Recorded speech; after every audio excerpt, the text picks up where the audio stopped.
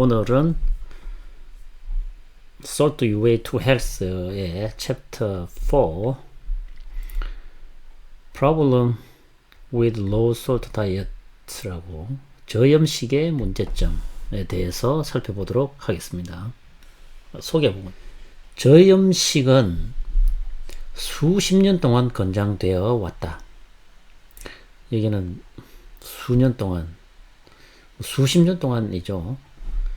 독자들이 소금 섭취량을 줄일 것을 권장하는 잡지나 의학 저널에서 기사를 찾는 것은 그리 어렵지 않다. 정부기관, 미국 의학협회, 그리고 많은 식단 단체들은 모두 저염식을 추진해 왔다. 그렇다면 다음과 같은 두 가지 질문을 할 수 있다. 저염식이 도움이 될까? 저염식은 건강에 좋은가? 이 두 가지 질문을 할 수 있겠습니다. 저염식이 도움이 될까? 이 질문에 대한 대답은 여러분이 누구와 이야기하고 있는지에 따라 달라지며 개인의 건강 상태에 따라 달라진다. 30년 이상 저염식은 일반 대중들의 혈압을 낮추는 것을 돕기 위해 많은 단체들에 의해 촉진되어 왔다. 또한 고혈압 환자의 혈압을 낮추기 위해 저염식이 권장되었다. 저염식은 혈압을 낮추나요? 대다수의 사람들에게 이것은 저염식과 고혈압은 관계가 없다. 우리가 앞에서 살펴본 것과 마찬가지로 저염식과 고혈압은 전혀 관계가 없었죠. 이 문제는 이 책에서 자세히 탐구할 것이다. 전체 인구를 볼 때 의학 연구는 저염식이 혈압을 현저히 낮추는데 효과적이지 않다는 것을 분명히 보여준다. 의학적인 자료를 통해서 살펴보면 소금을 적게 먹는다고 해서 혈압을 낮추는 게 아니다. 이런 것을 분명히 보여준다. 저염식은 특정 개인에게 도움이 될 수 있다. 고혈압이 있는 사람들은 고혈압이 없는 사람들보다 저염식에 더 잘 반응한다. 그러나 고혈압 환자일지라도 염분 제한의 효과는 기껏해야 수축기 혈압 4.9, 이완기 혈압 2.6을 감소시킬 뿐이다. 고혈압 환자에게 염분을 제한을 했더니만 수축기 혈압이 4.9, 2.6 감소시킬 뿐이다. 이 정도면 숨 한 번 참아도 이 정도는 올라가고 숨 한 번 내쉬어도 이 정도는 내려가고 이게 굉장히 미미한 거예요. 이게 이걸 가지고 줄였다라고 할 수 없다. 이 수치들은 저염식을 홍보하는 공공정책을 만들 만큼 충분한 의미가 있지 않다. 좋은 말을 하죠. 이러한 자료를 가지고 저염식을 홍보하는 저염식이 고혈압에 좋다라고 말하는 그런 정책, 그런 팔러시를 만들지 말라는 이야기죠. 소금에 민감한 고혈압 그룹이 있다. 소금 민감도는 높은 나트륨 섭취로 인한 혈압의 상승으로 정의된다. 대부분의 고혈압 환자들은 소금 민감도를 가지고 있지 않다. 고혈압을 앓고 있는 사람이 저염식에 반응할 수 있는지 알 수 있는 유일한 방법은 저염식을 만드는 것이다. 연구 결과에 따르면 고혈압 노인들이 약간의 반응을 보일 것이라는 것을 보여준다. 56개 임상 시험을 검토한 결과 저염식이 대다수의 사람들에게서 혈압에 미치는 영향이 미미하다는 것을 알 수 있었다. 이러한 연구에서 수축기 혈압은 3.7, 이완기 혈압은 0.9 낮아졌다. 앞서 언급한 바와 같이 이러한 변화는 국가 정책을 수립할 만큼 의미가 있지 않다. 의미가 없다는 거죠. 이 주제는 5장에서 깊이 다루어질 것이다. 소금은 신장에서 배출된다. 신부전이 있는 사람들은 소금을 배설하는 능력이 줄어들 것이다. 이 사람들은 소금 섭취를 주의 깊게 관찰해야 한다. 그들의 신장은 식단에서 과량의 소금을 제거하는 능력이 부족하기 때문에 그들의 몸은 소금으로 과부하가 될 수 있다. 만약 당신이 심부전증이 있다면 소금 섭취의 변화를 포함한 식이요법 변화를 시행하기 전에 의사와 상의하기를 권장한다.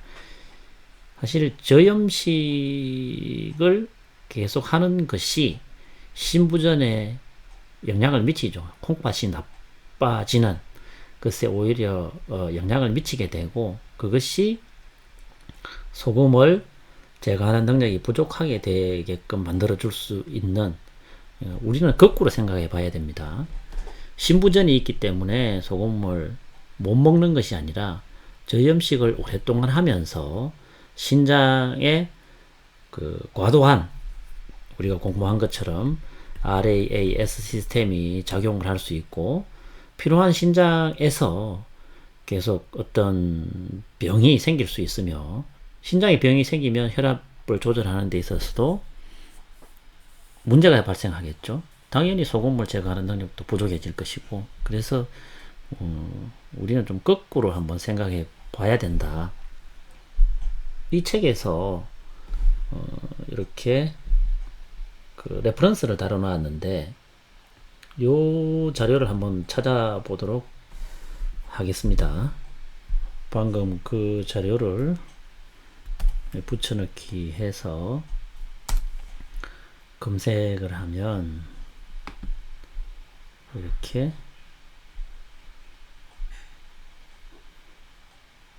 자료를 볼 수가 있습니다.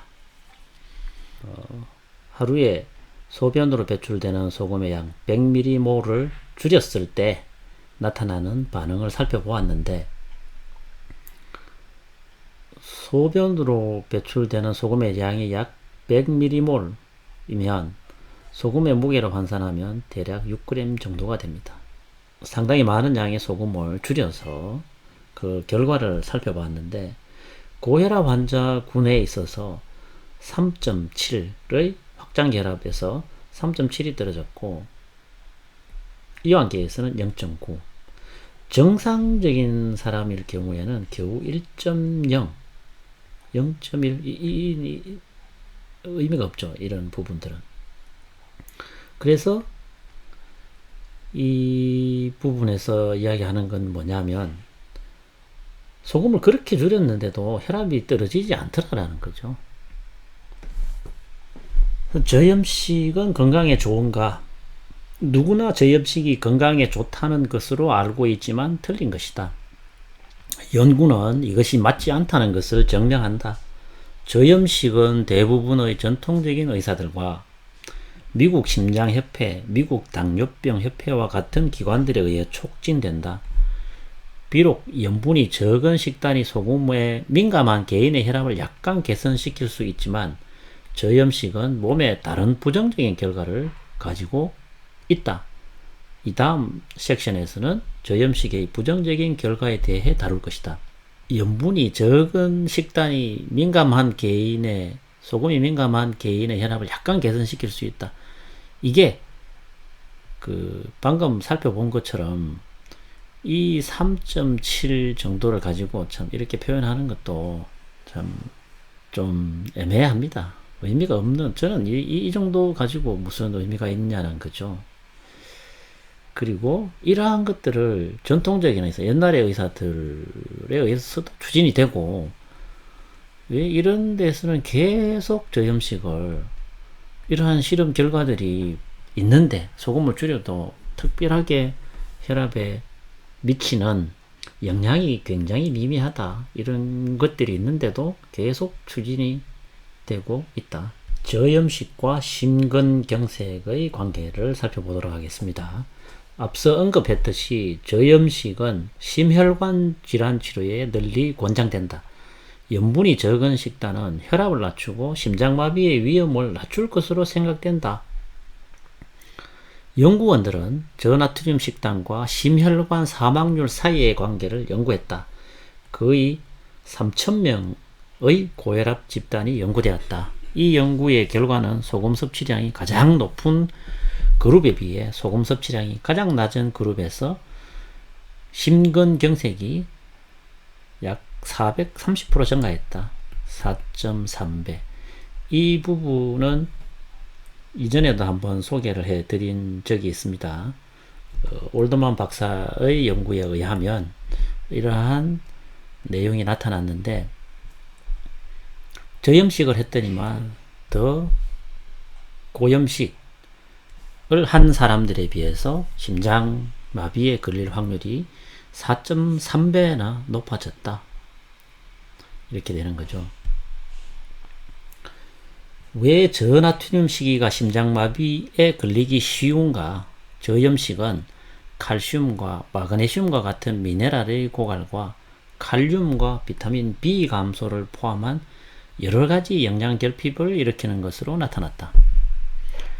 심혈관 질환 치료에 있어 마그네슘의 이점을 설명하는 많은 연구들이 있다. 적당한 양의 칼륨과 비타민 B도 건강한 심장에 중요하다. 많은 연구들은 미네랄의 부족, 특히 칼슘, 칼륨, 마그네슘이 고혈압뿐만 아니라 심장질환의 발전과 직접적으로 관련이 있다는 것을 보여주었다. 게다가 나의 임상 경험은 대부분의 만성질환에 미네랄 부족이 존재하고 있다는 것을 분명하게 보여주었고, 미네랄 부족 문제를 시정하지 않는 한 이러한 질병들은 극복하는 것이 불가능하다.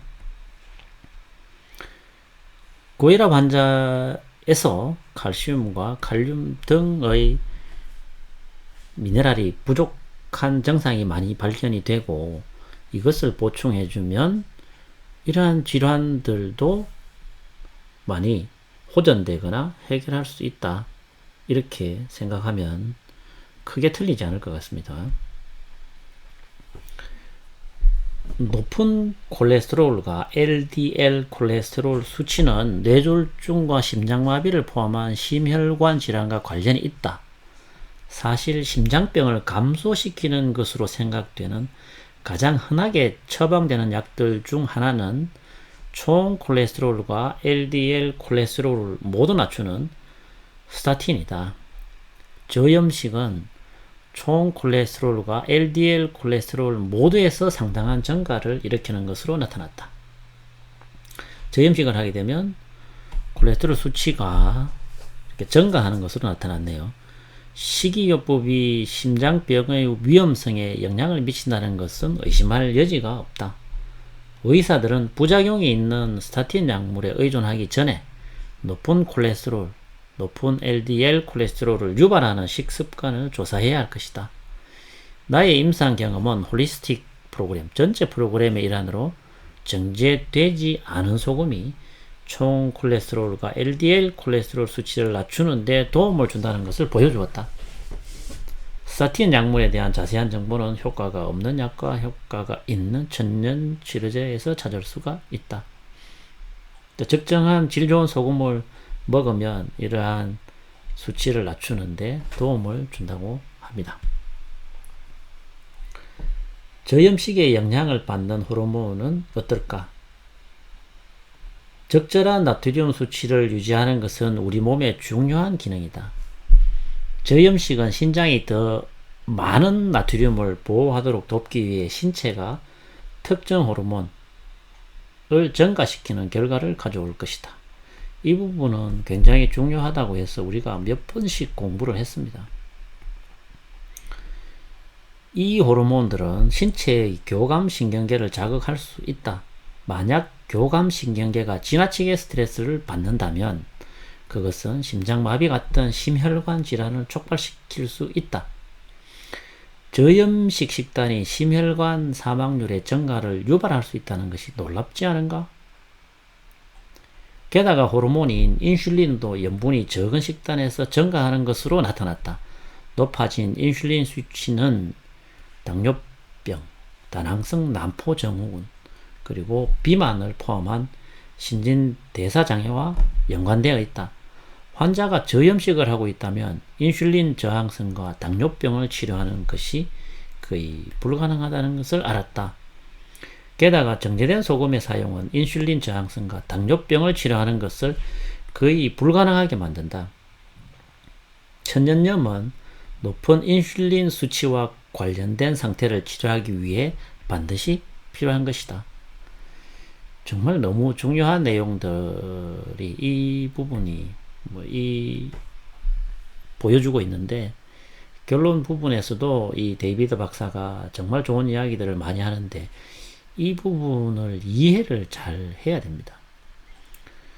우리가 당뇨병이다 그러면 당뇨병에 좋은 약, 고혈압에 좋은 약,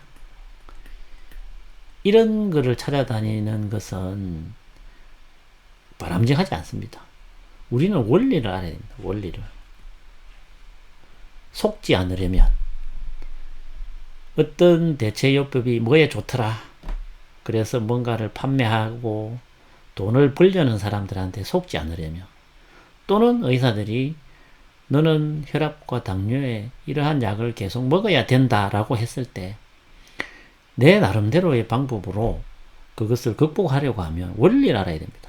이거는 이것에 좋고 이것은 이것에 좋고 이런 데에 집착을 하다 보면 속게 되죠. 항상 우리 주위에 속이려는 사람들이 있기 때문에 이 원리를 잘 이해를 해야 됩니다. 우리가 RAS 시스템을 잘 이해를 해야지만 저염식을 했을 때 왜 이런 것들이 생기려고 하고 당뇨병이 생기고 이게 심혈관 질환에 영향을 미치고 이렇게 되는지, 이것에 대한 원리를 좀 알면 우리가 속지 않는 거죠. 우리가 공부를, 이런 지겨운 공부를 왜 하느냐, 재밌는 유튜브 동영상도 많은데 왜 하느냐, 안 속기 위해서 합니다. 그럼 이 공부의 양이 얼마나 많을 거냐, 앞으로. 그렇게 많지 않습니다. 한 30편 정도에서 저는 끝을 내고 싶습니다. 물론 그 이후에도 새로운 정보들을 업로드를 해드리겠지만 한 30편만 우리가 소금에 대해서 공부를 하면 속지 않는다. 이 30편 보는 게 그렇게 어려운 일은 아닐 것이라고 저는 생각을 합니다. 저염식이 독성을 증가시킨다. 저염식은 몸에 독성 물질이 축적되는 결과를 초래할 수 있다. 저염식에서 브로마물의 독성이 악화된다. 브로마물은 망상, 정신운동 지연, 정신분열, 환각과 연관된 독성 원소이다. 소금은 신체가 브롬과 같은 독성 물질을 해독해주는 식단의 필수 성분이다. 9장에서는 브롬의 독성에 대해 더 자세하게 살펴볼 것이다. 이 9장 부분은 중요하다기보다는 되게 재미있는 이론을 제시를 합니다. 나중에 9장에서 살펴보게 될 텐데, 요즘 현대인들이 이런 증상이 다 있습니다. 잘 미치고 쉽게 범죄를 저지르고 정신박약아들이 많고 정신미약자들이 많습니다. 한마디로 예전에도 이런 말을 하잖아요. 싱거운 사람들. 이러한 병들, 좀 논리적인 비약이 지나치다고 할지는 모르겠지만 이 싱겁게 먹는 저염식이 이러한 정신분열과도 굉장히 밀접한 관련이 있습니다. 몸이 건강하지 않으면 여러 가지의 상황이 발생할 수 있는 거죠. 특히 이 중금속이나 어떤 화학적인 케미칼에 의해서 우리 몸이 오염되면서 굉장히 많은 정신병들이 초래가 되고 있고, 이 정신병은 또 저염식과 관계가 깊습니다. 데이비드 박사의 마지막 견해입니다. 이 부분만 잘 봐도 참 좋을 것 같습니다. 저염식은 건강한 식단의 일부로 오래전부터 서양의학에 의해 홍보된다. 하지만 저염식은 대다수의 사람들에게 혈압을 낮추는 것과 관련이 없다. 앞에서 살펴보았죠. 저염식은 높은 인슐린 수치와 인슐린 저항성을 촉진하는 것을 포함한 많은 신진대사에 악영향을 미친다. 역시 앞에서 공부를 했습니다. 저염식은 총 콜레스테롤과 LDL 콜레스테롤 수치를 높이는 것과 관련이 있으며 이것은 다시 심혈관 질환의 증가와 관련이 있다. 저염식은 미네랄 부족과 만성질환의 발달을 초래할 것이다. 저염식은 혈압을 조절하는데 비효과적일 뿐만 아니라 몸에 해롭다는 것을 분명히 보인다.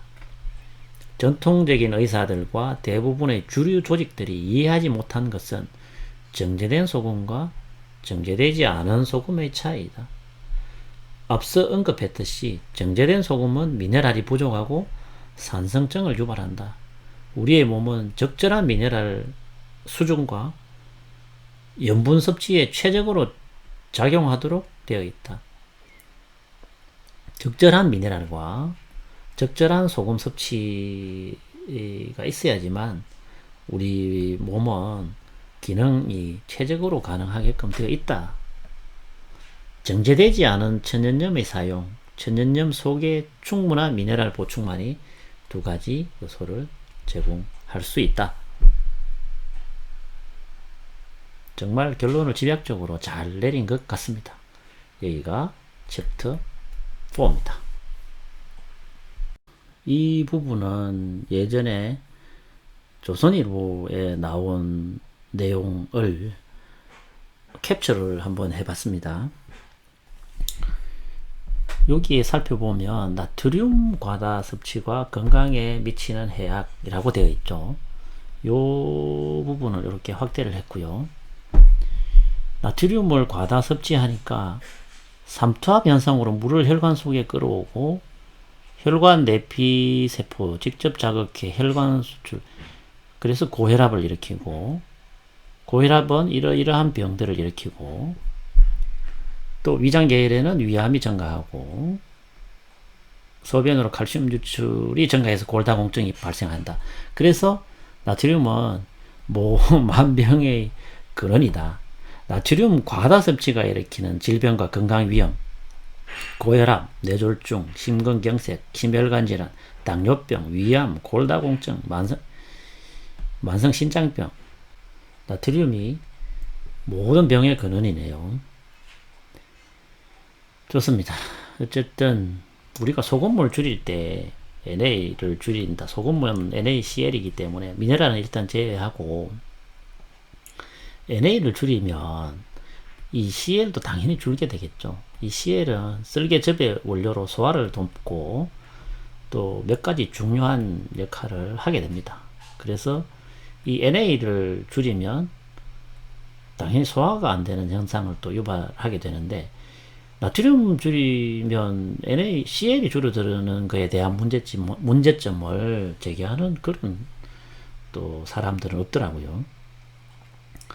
어쨌든 여기서 이야기하고 싶은 게 뭐냐면, 나트륨 과다 섭취는 모든 병의 근원인데 여러분들은 항상 이러한 내용의 정보를 접하게 될 겁니다. 앞으로도.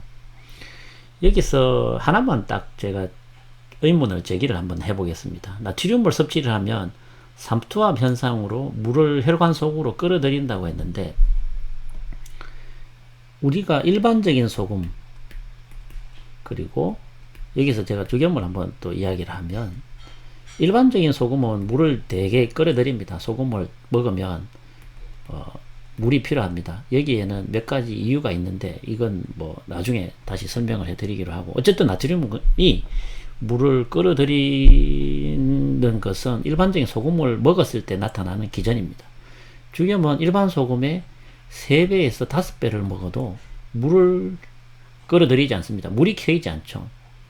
이 이유는 불순물이 처리가 되어 있기 때문에 효소를 다시 생성하기 위해 물을 필요로 하지 않습니다. 우리 인체가.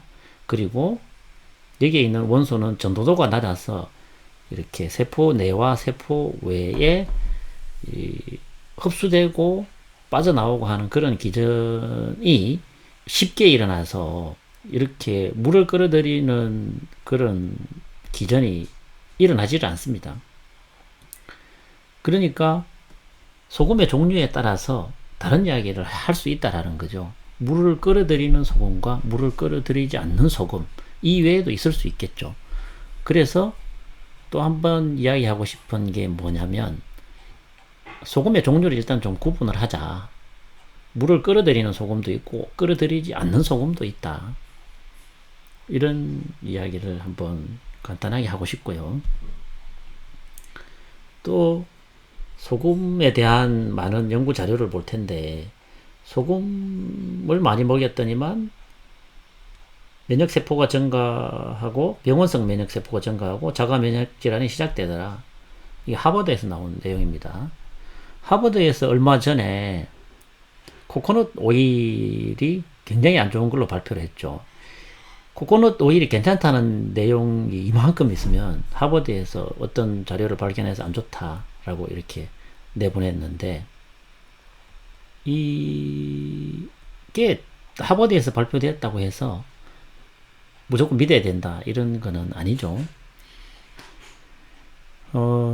물론 이런 자료가 발표되고 나서 반박을 하는 박사들이 있었습니다. 하지만 가장 저는 심각하게 보는 과학자들의 오류가 뭐냐면 시료 구분을 하지 않는다는 겁니다. 얘들은 항상 이 NaCl을 가지고 사용할 것이고 동일한 어떤 일정한 하나의 결과를 갖기 위해서 항상 요것을 사용하는데, 지구상의 소금이 뭐 수백 종 존재할 수 있는데 왜 시료에 대해서는 이야기를 안 하냐 말이죠. 이 시료, 무슨 시료를 가지고 썼느냐, 어떤 소금을 가지고 썼느냐, 어느 지역에 생산된 소금을 썼느냐, 거기에 그 소금의 미네랄 함량 상태는 어떻느냐, 어떤 시기에 채취를 했는 소금이냐, 분류를 해 나가면 너무 어려워지죠. 그래서 저는 이러한 자료를 신뢰하지 않습니다. 왜? 실험이 기초적인 그 수조에 대한 연구가 진행되지 않았기 때문에 나머지 모두 다 틀려질 수 있는 거죠.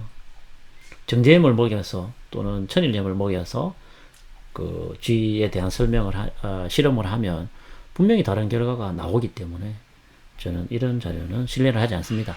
여러분들도 항상 이런 자료에 대한 자료를 만날 수 있기 때문에 한번 간략하게 이야기를 드린 거고요.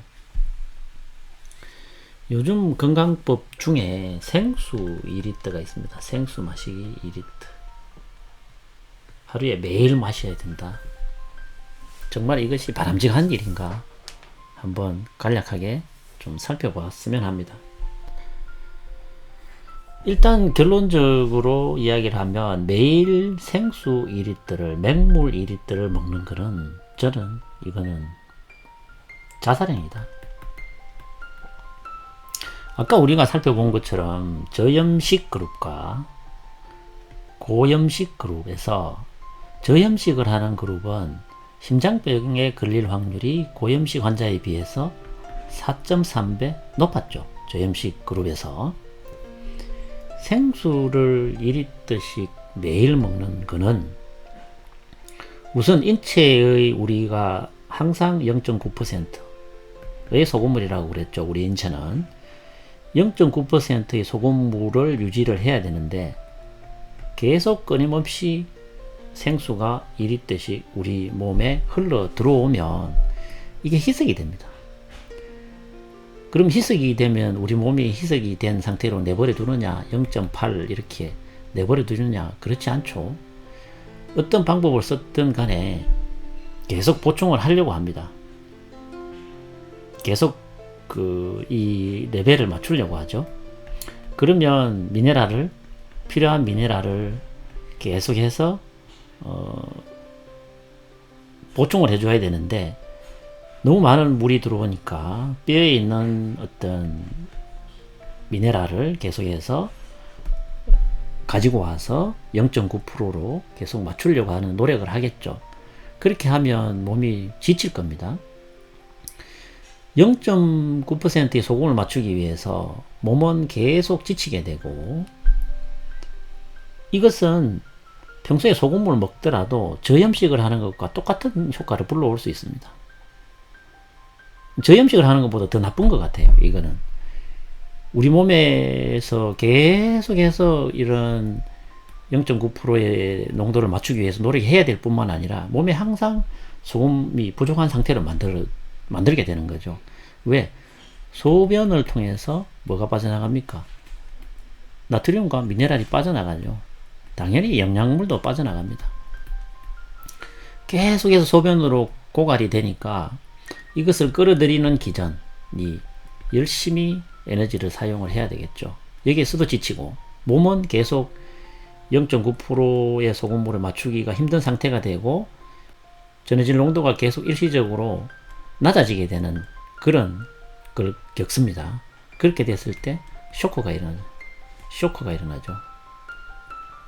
그러한 상황을 겪게 되는 거죠. 그리고 이 물이라는 것이 생수를 먹게 되면 또 우리 장에 들어가면 우리 장의 온도는 36.5도가 되죠. 그러면 이 36.5도로 계속 끌어올려야 돼요. 그리고 이 장에 이 물이 계속 꿀렁꿀렁 차 있습니다. 필요 없는 물들이 계속 이렇게 차 있게 되고 신장은 내보내게 되고 다시 영양물을 회수하려고 하고 이게 그 자살 행위가 아니면 뭡니까 이게? 노폐물을 배설하기 위해서 생수 2리터를 먹어야 된다고요? 그러면 노폐물이 배설이 됩니까? 우리는 이 한의학적으로 땀이나 이 소변 그리고 혈액 이런 것들이 우리 몸에 굉장히 중요하다라고 봅니다. 한 근원으로 봅니다. 우리가 사우나를 가서 땀을 많이 흘려도 지치고 피곤하죠. 소변도 계속해서 영양물과 같이 내보내는 것을 너무 많이 하면 좋지 않습니다. 물론 수분의 섭취는 체질과 나이 그리고 먹는 식습관 이런 것에 따라서 틀리죠. 여름에 땀을 많이 흘렸으면 수분을 좀 보충을 해줘야 되겠죠. 적절한 수분을 보충해 주는 것이 좋지 인위적으로 생수 2리터를 매일 먹는 거는 굉장히 좋지 않다. 그리고 다 배출되지 못한 수분은 얼굴을 붓게 하거나 세포가 수분을 많이 가지고 있으니까 붓죠. 그거를 부종이라고 하는데 이런 부종도 소금을 적정하게 먹으면 이렇게 빠집니다. 적절하게 소금을 섭취하면 빠지게 되는데 어쨌든 이렇게 생수를 먹는 건강법을 하는 것은 대단히 저는 나쁘다라고 생각을 합니다. 그러면 하루에 얼마를 섭취하는 것이 좋은가? 요즘은 뭐 사실 탄산음료나 이런 주스나 이런 걸 통해서 수분을 공급하는 사람들이 있는데 많죠. 생수가 가장 좋습니다. 어쨌든 저는 하루에 개인적인 기준으로 500ml 하나면 충분하다. 여기에 뭐 적절하게 소금을 조금 넣어서 먹으면 더 좋겠죠. 노폐물을 배설하기 위해서 생수를 2리터만 매일 이렇게 마실 것이 아니라 차라리 500ml 생수에 소금을 조금 넣어서 마시는 것이 훨씬 좋습니다. 그러면 여름에는 조금 더 양이 땀이 나고 하니까 늘릴 수 있겠죠.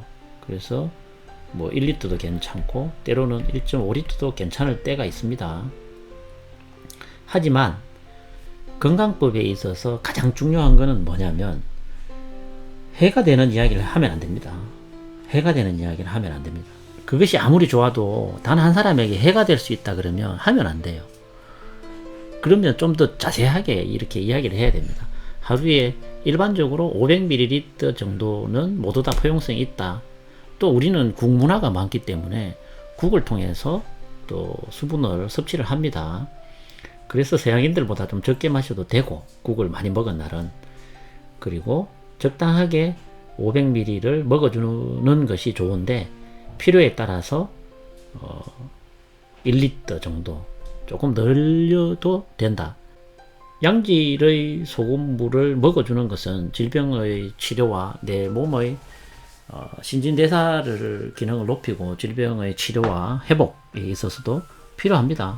가장 기본적인 500ml 정도면 누구에게도 해가 없고 적당하지 않을까. 또 필요에 따라서 조금 늘려도 된다.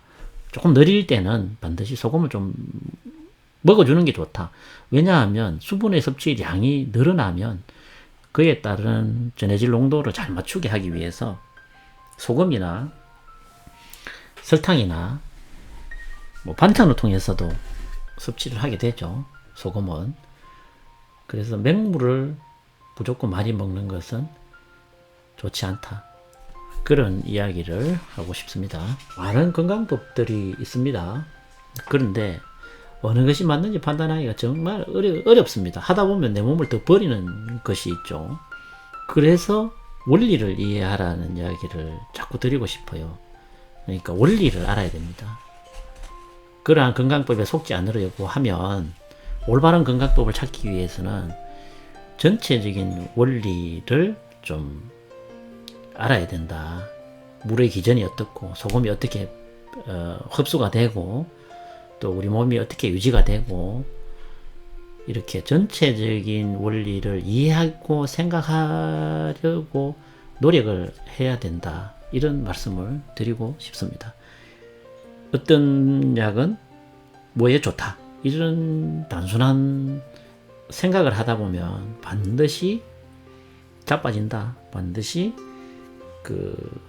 그릇된 정보에 빠지게 되기 때문에 우리가 원리를 조금 생각을 하고 접근을 하는 것이 좋을 것 같습니다. 감사합니다.